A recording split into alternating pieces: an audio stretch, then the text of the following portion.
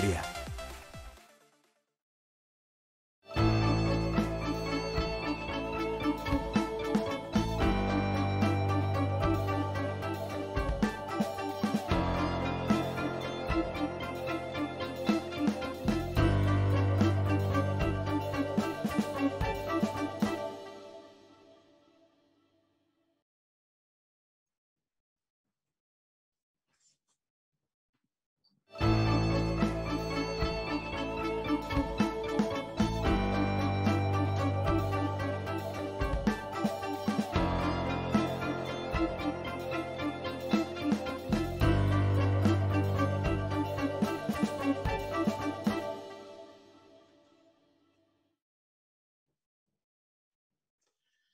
Como les había comentado hace un momento atrás en el inicio del programa de En Directo, el tema propuesto sobre una república federal o una independencia para Guayaquil despertó la curiosidad de distintos sectores, no lo dudo.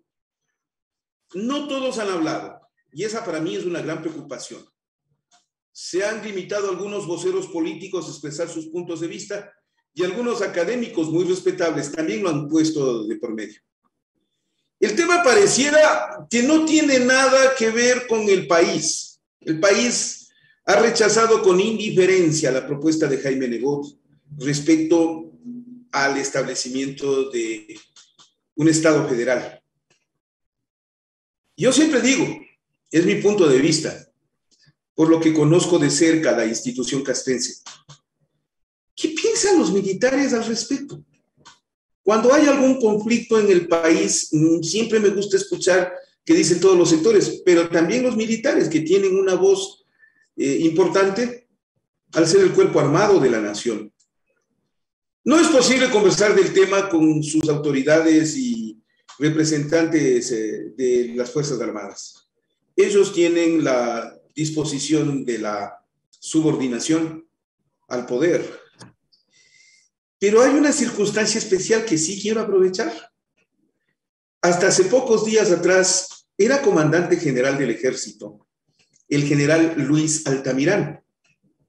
Da la casualidad de que el general Altamirano no solo es militar ahora en servicio pasivo, sino que también es académico y es analista político.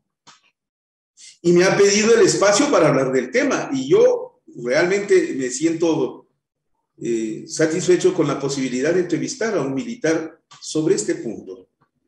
¿Por qué? Ya lo van a ver, gira en torno a la unidad nacional. General Altamirano, ¿me escucha? Él está en Galápagos este momento, estamos pregrabando esta entrevista y yo le quiero confirmar si es que me escucha bien. Le veo con mucha facilidad en la entrevista, General Altamirano. Francisco, buenas noches. Le estoy escuchando muy bien. Qué bueno, me alegra mucho. A ver, parto con la primera pregunta. ¿Cómo recibieron ustedes los militares en general una propuesta de federalismo frente al concepto que manejan los militares de un país o un estado unitario, soberano y que tiene un poder nacional? Estoy hablando de términos que ustedes manejan con mucha facilidad y son parte de sus análisis. Luis, tenga la bondad. Bueno, nuevamente gracias por el espacio. Debo iniciar mencionando de que el federalismo es uno de los sistemas de gobierno y de organización que tienen las unidades políticas. Estas pueden ir desde un estado de carácter unitario, pasar a mecanismos ya sea de descentralización, como han existido en varias partes, por ejemplo en España, nosotros podemos señalar ahí tenemos una descentralización. En el Ecuador también se ha buscado mecanismos de descentralización y autonomía sin resultados evidentes. También existe otro que es la devolución, lo que ocurre, por ejemplo, actualmente en Reino Unido, cuando se devuelven competencias a las unidades que forman parte de un territorio, independientemente que este no sea considerado federal, como es el caso de Reino Unido. Y posteriormente tenemos al federalismo, y del federalismo podemos pasar a lo que son la Confederación de Naciones y ahí pasar a la Organización Internacional y terminar en la disgregación y formación de muchos estados pequeños. Ahora, este aspecto que usted menciona tiene que ser abordado desde los diferentes niveles y bajo un concepto de institucionalidad. Esto quiere decir que varios actores de la sociedad que tienen voz, que pueden tener sus perspectivas en términos de aspectos de ventaja o desventaja, también deben pronunciarse.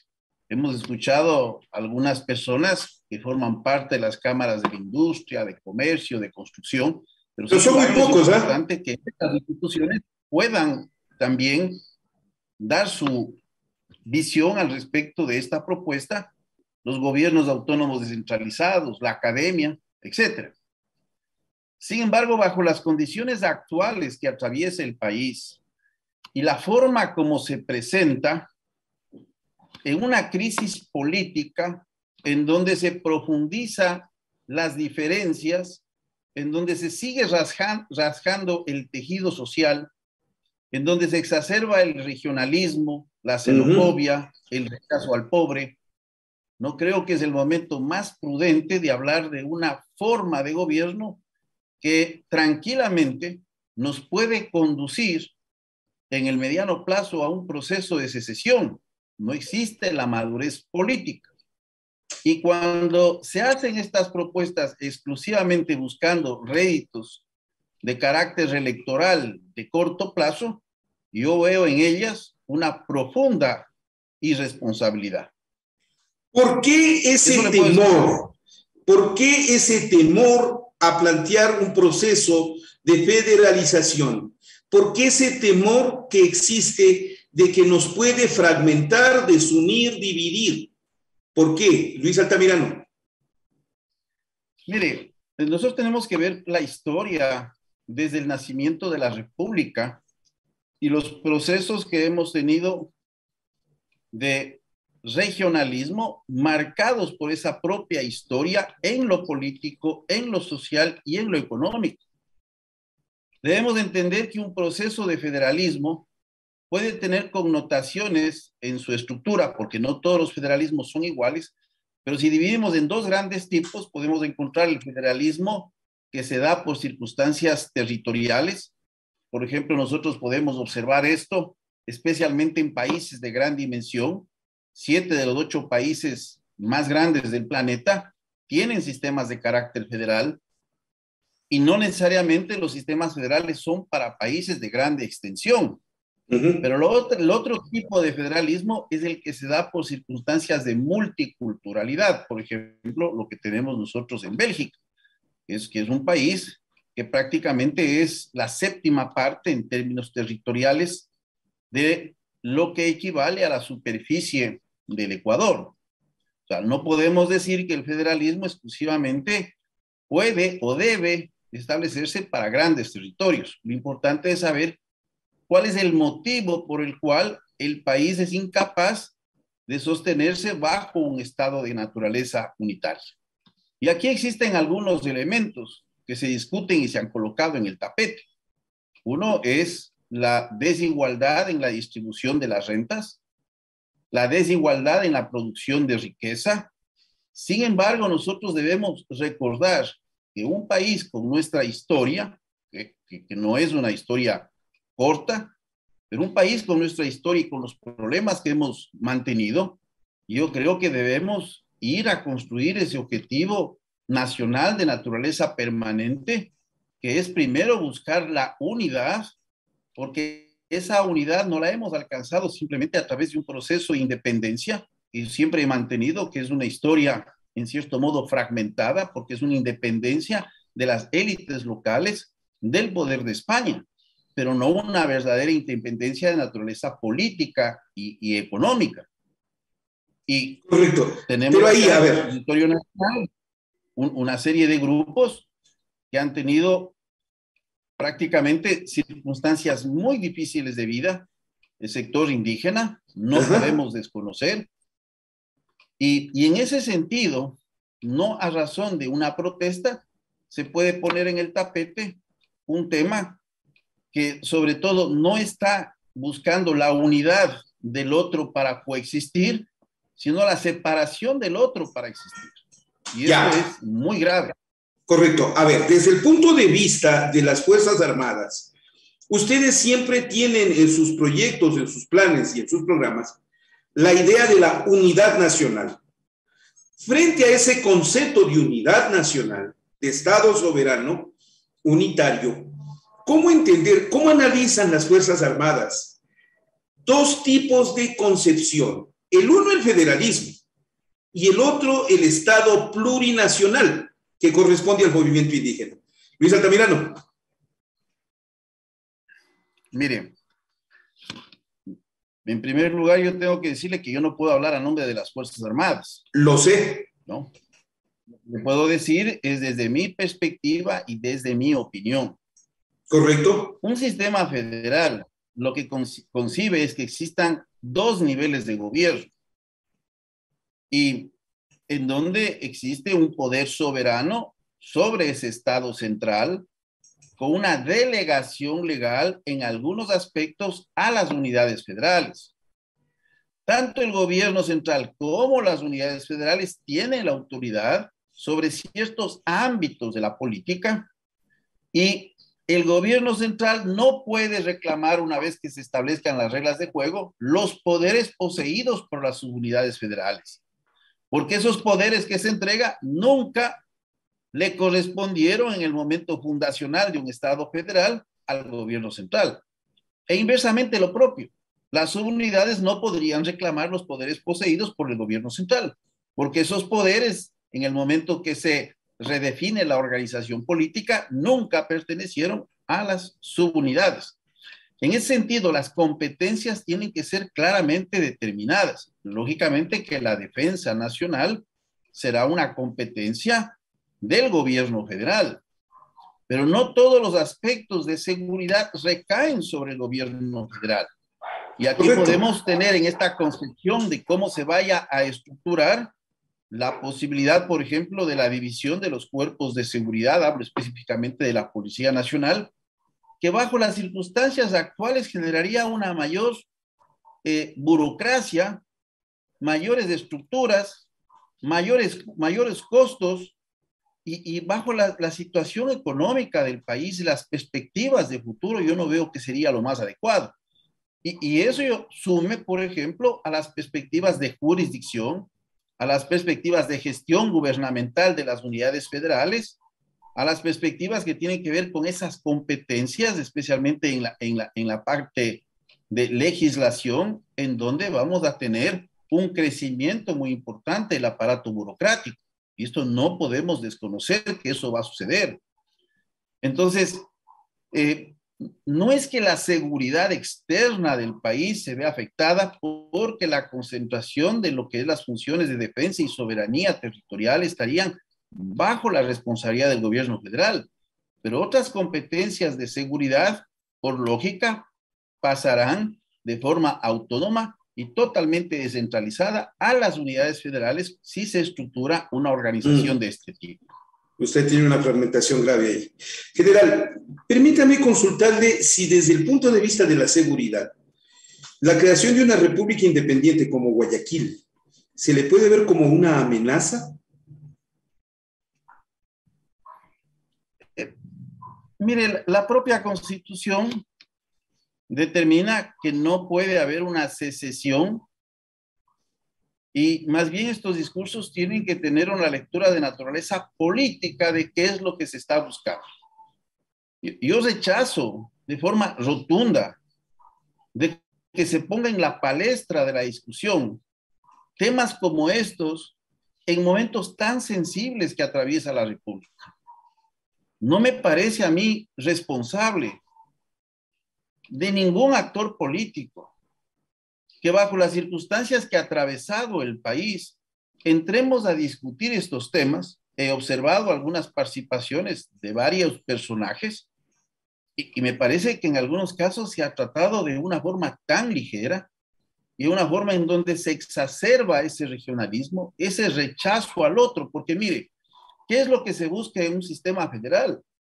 respetar la voluntad de los grupos diversos, preservando su autonomía y reteniendo una particularidad de naturaleza cultural, de idiosincrasia, pero reconociendo sobre todo la existencia de dos hechos, que estos grupos no pueden actuar de forma aislada, y más bien en los discursos lo que aparece es el problema es de los otros. Y otro hecho, ni considerarse autosuficientes, es decir, que existe una interdependencia, existe una interrelación.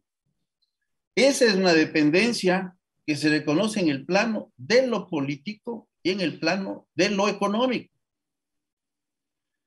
Entonces, a mí me parece que los motivos por los cuales se coloca en el tapete esta alternativa no son los más adecuados, ni tampoco el momento y el contexto que atraviesa el país es el más adecuado. Correcto. Le planteaba yo porque cuando se formula esta idea del federalismo es en el instante mismo del reclamo del movimiento indígena.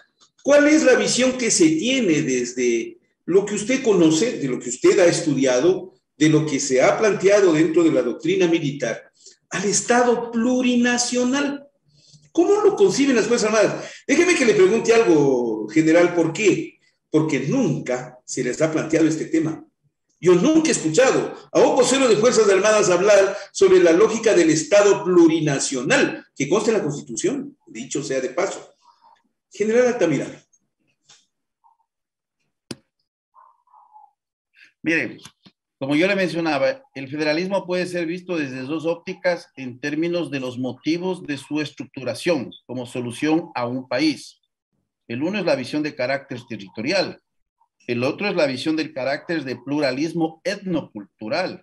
Y desde el punto de vista del pluralismo etnocultural existe una división de dos aspectos, para sociedades que son poliétnicas y sociedades que son multinacionales. Es en esta segunda categoría en donde podríamos encontrar cierto nivel de coincidencia con la teoría.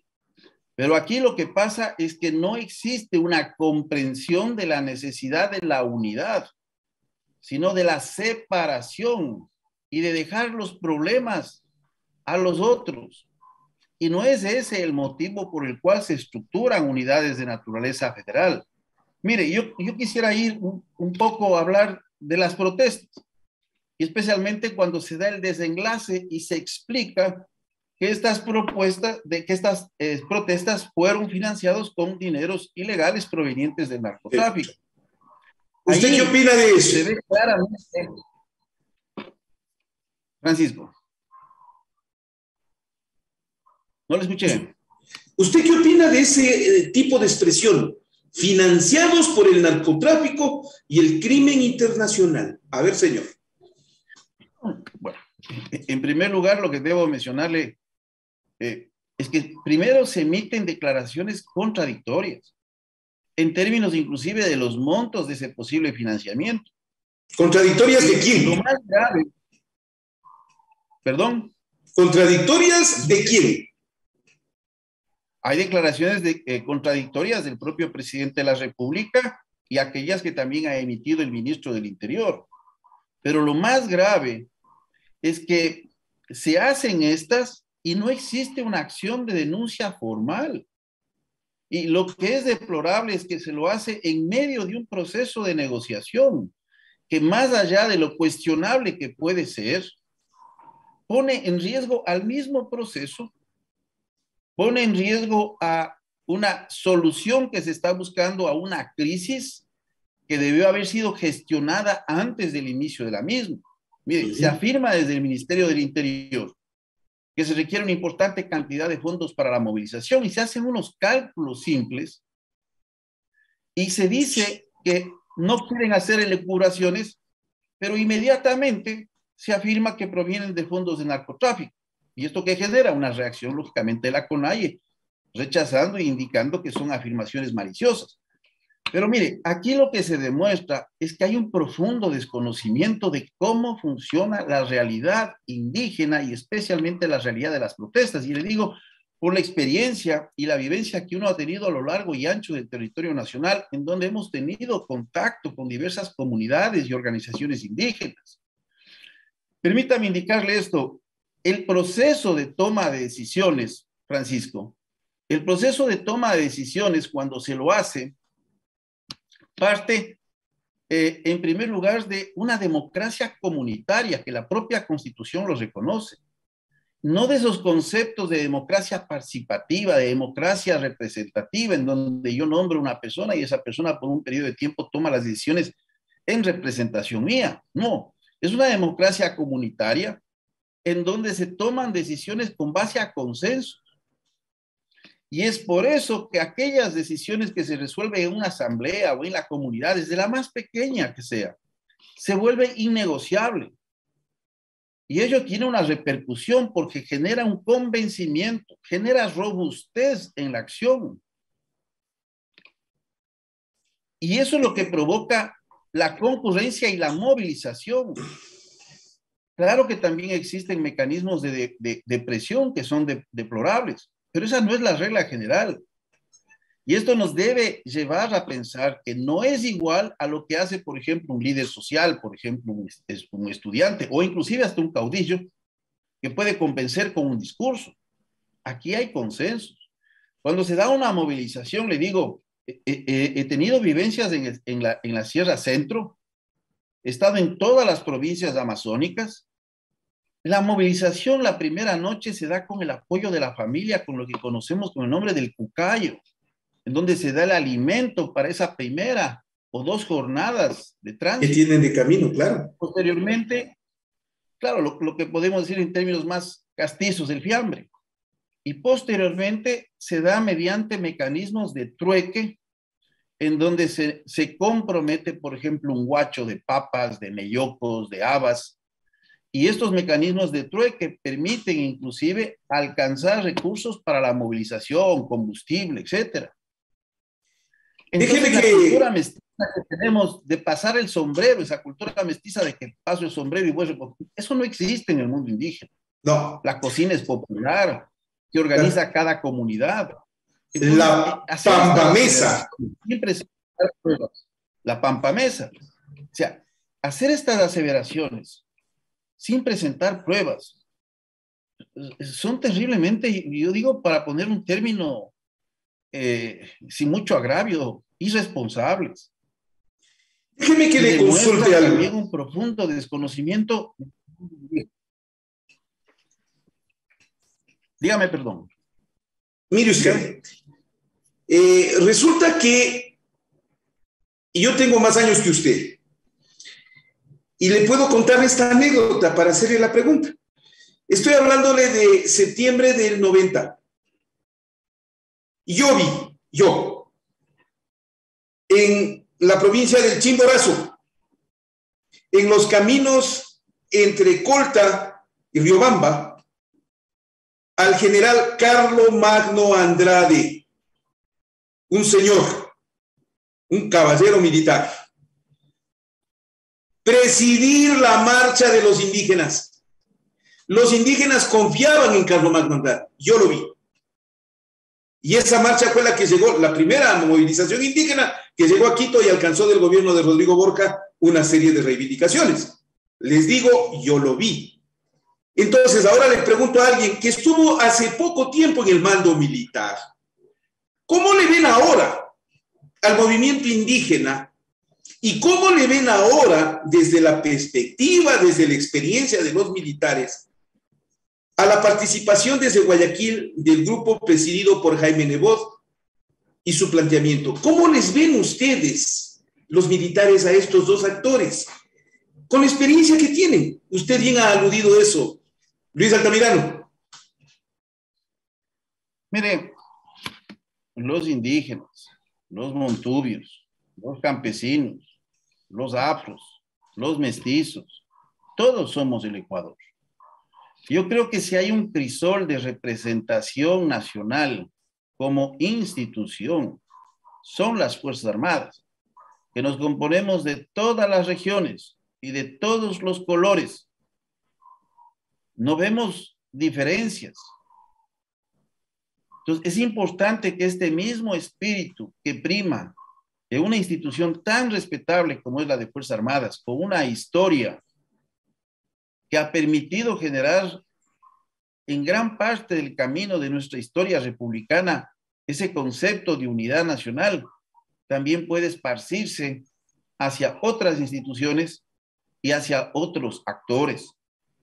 Debemos reconocer que durante mucho tiempo, y le digo, las élites políticas, no hablo solo de nuestro país, pensaron que la modernización implicaba en forma, y le digo, inevitable, ir asimilando a las minorías nacionales e ir desvaneciendo esa identidad propia.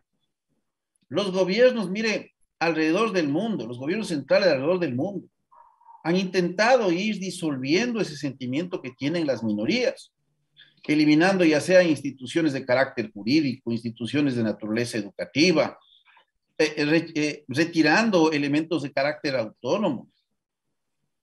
Pero posteriormente del proceso de descolonización que se llevó a cabo por parte de las Naciones Unidas, una vez que concluyó la Segunda Guerra Mundial, y especialmente impulsado a partir de los 60, se comenzó a tomar una mayor conciencia de la necesidad del respeto a las minorías, especialmente lo que tiene que ver con las identidades, que tienen que ver con cultura, que tienen que ver con lengua, que tienen que ver con lugar, con geografía, con creencia.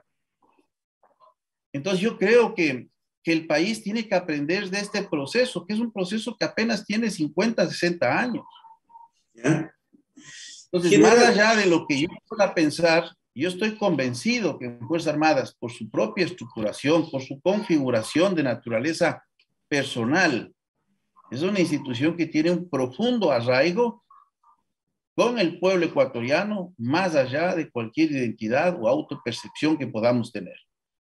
General Altamirano, las Fuerzas Armadas ecuatorianas adolecen de dos males que están vinculados a este tema del federalismo y de la concepción del Estado plurinacional, que son el regionalismo y el racismo.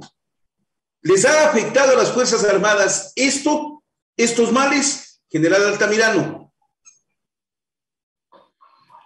Mire, como yo le decía, el federalismo es una forma de estructuración política que puede tener un país cualquiera.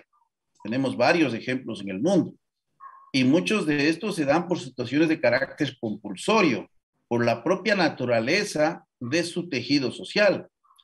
Yo soy una de las pocas personas que tuve la oportunidad de estudiar en la India por poco más de un año. ¿Ya? Y conocer, por ejemplo, las profundas diferencias en términos de etnicidad, que tiene que ver con cultura, que tiene que ver con creencia, que tiene que ver con identidad, inclusive de lugares, de símbolos. Entonces, hay que tomar, en cambio, por ejemplo, tuve también la oportunidad de estudiar en 2 ocasiones en el Brasil. Ahí tenemos, por ejemplo, un federalismo que nace después de la ruptura del imperio, que es una independencia muy tardía, diríamos nosotros, porque la independencia de 1822 es una independencia en donde se forma un imperio, pero posteriormente el imperio se da a la república, casi a finales del siglo XIX. Ahí tenemos una estructura federal de naturaleza territorial, por las dimensiones de un país que sobrepasa los 8 millones de kilómetros cuadrados y que prácticamente es el 47% de la extensión del subcontinente sudamericano. Entonces ahí existen otro tipo de connotaciones. Lo propio con los Estados Unidos, en donde se hacen comparaciones, yo les digo, prácticamente descontextualizadas hasta con el momento histórico de cuáles fueron las pretensiones que tuvieron las 13 primeras colonias cuando se da el proceso de independencia de los Estados Unidos, la expansión hacia el oeste y la expansión que llegó hasta el Pacífico. Es otra historia. Y a veces hacer este tipo de comparaciones no solo son riesgosas, sino que muestra un profundo desconocimiento de la realidad nacional y de la realidad universal. Pero le he consultado 2 temas, regionalismo y racismo. Tienen que ver con lo que usted me ha planteado, tienen que ver, pero concretamente en el Ecuador. Mire, está presente en expresiones racistas, en estas manifestaciones. Nosotros hemos visto con profunda pena, yo lo he dicho en su momento oportuno, primero desconocimiento de elementos de carácter cultural identitarios, Mire, la ocupación de la Casa de la Cultura, lo dije el mismo día justamente en una entrevista que pude hacer.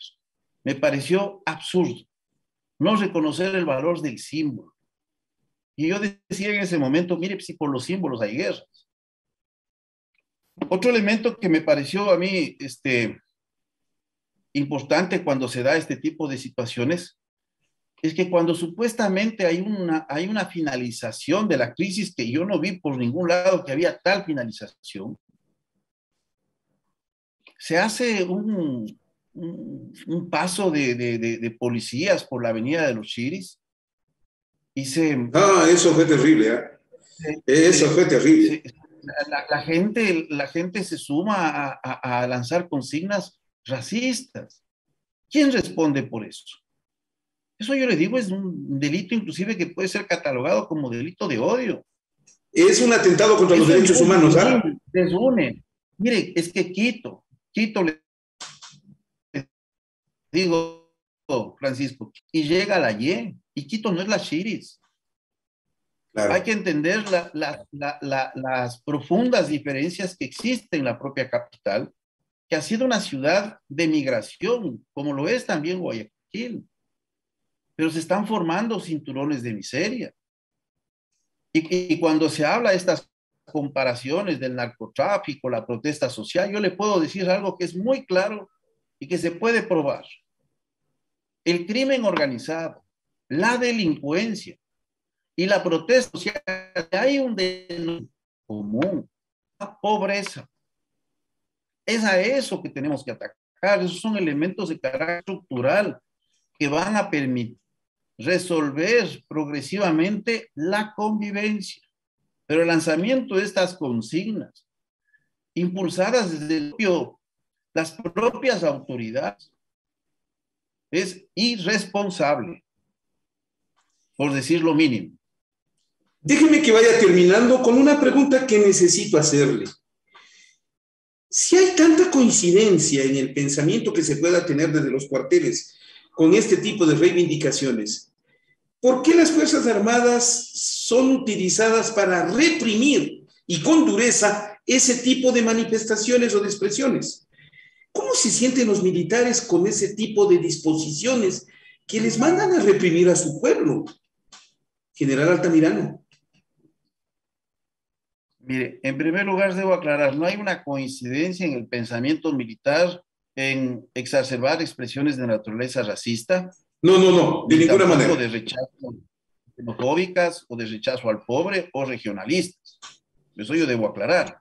Correcto. Ahora, hay una misión constitucional y esa misión constitucional tiene que ser cumplida en el marco de normas que ya al nivel de la práctica, de lo que tienen que cumplir las pequeñas unidades y unidades menores, están referenciadas en lo que se conoce como las normas de comportamiento. Yo le puedo decir que en el plano de la actuación de las Fuerzas Armadas,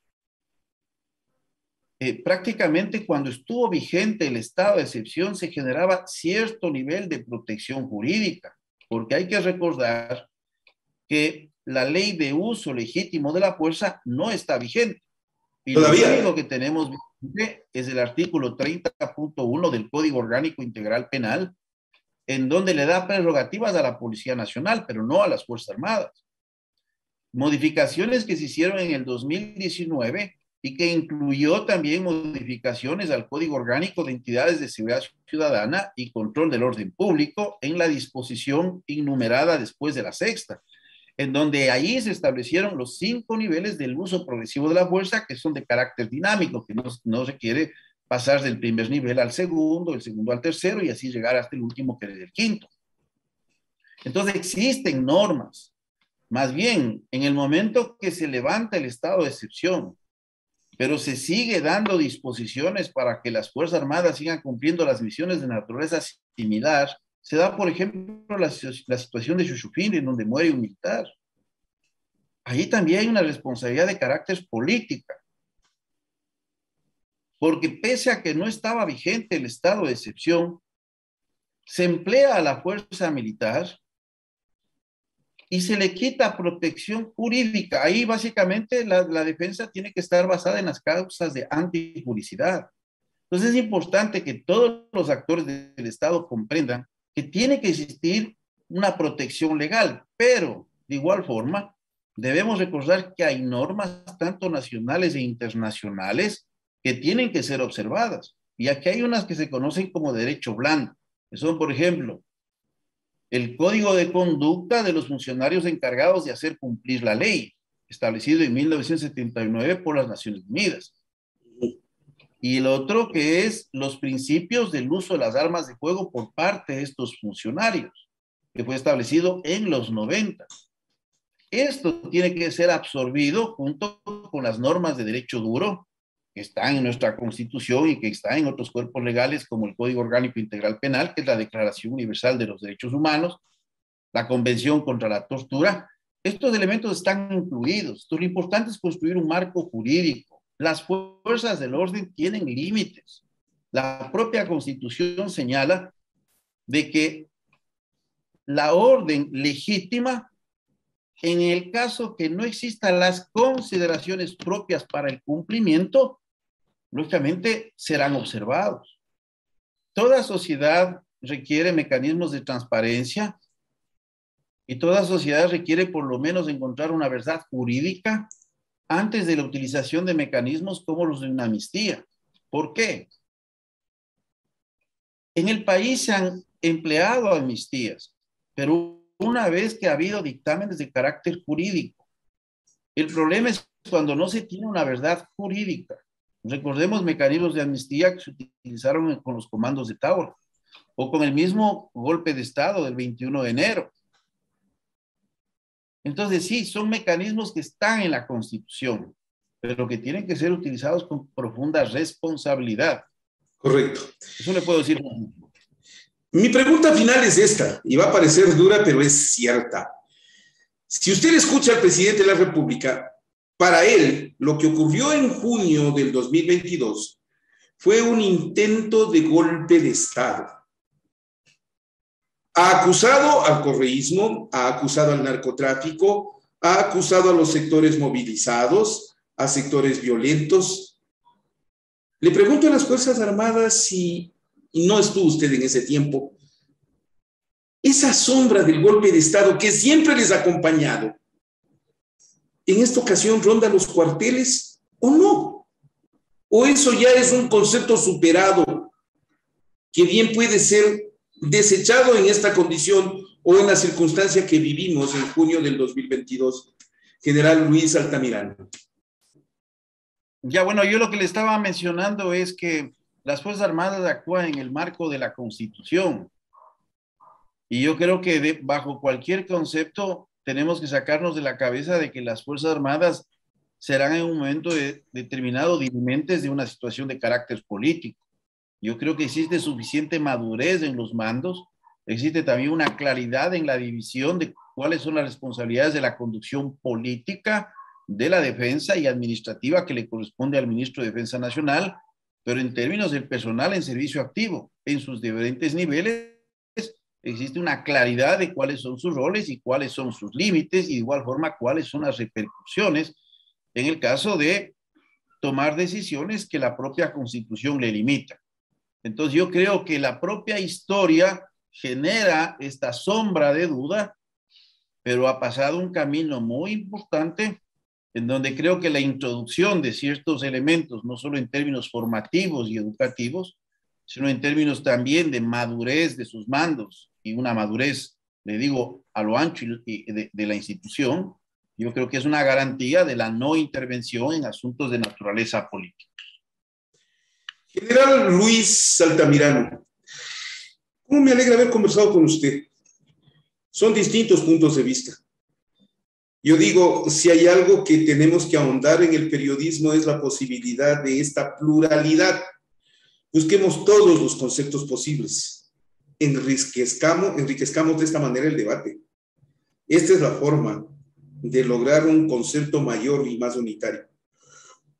El general Luis Altamirano, analista político, es comandante general del Ejército, miembro de la Fuerza Terrestre en servicio pasivo. General, muchas gracias por estar en directo. Siempre bienvenido, por cierto, señor. Ya. Francisco, muchas gracias, muy amable. Estamos aquí con ustedes en directo. Yo ya vuelvo en un momento más. Déjenme que compartamos esta señal desde Ecuador inmediato.